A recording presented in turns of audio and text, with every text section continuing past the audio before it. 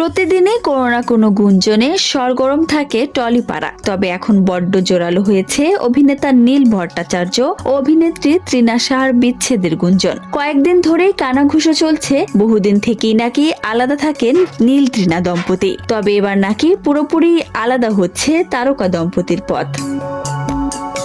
দুজনকেই দেখা যাচ্ছে স্টার জলসার দুটি ধারাবাহিকে।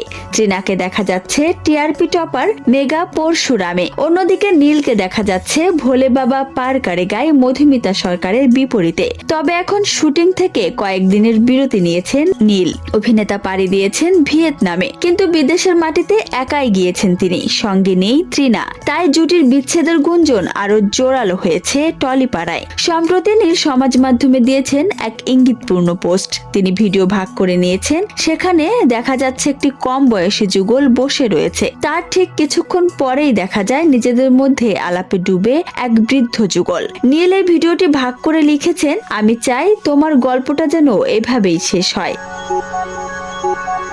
ভিডিওটির মাধ্যমে নীল বোঝাতে চেয়েছেন দুটি মানুষ তাদের জীবনের শেষ নিঃশ্বাস পর্যন্ত যেন ভালোবেসে একে অপরের পাশে থাকেন, সেটাই তিনি চান। নীলের এই পোস্টের মাধ্যমে আবারও নেট পাড়ায় ভেসে এসেছে নানা মন্তব্য। তবে কি বিচ্ছেদের গুঞ্জনের মাঝেই ইঙ্গিতপূর্ণ পোস্ট দিলেন অভিনেতা? কি বোঝাতে চাইলেন? তৃণার সঙ্গে শেষ জীবনটা কাটাতে চান তিনি, নাকি তাদের গল্পটাও এরকম হতে পারত, যা আজ আক্ষেপের কারণ হয়ে দাঁড়িয়েছে অভিনেতার কাছে? এদিকে নেট পাড়ায় এ নিয়ে আলোচনা চললেও মুখে কুলু পেটেছেন নীল তৃণা।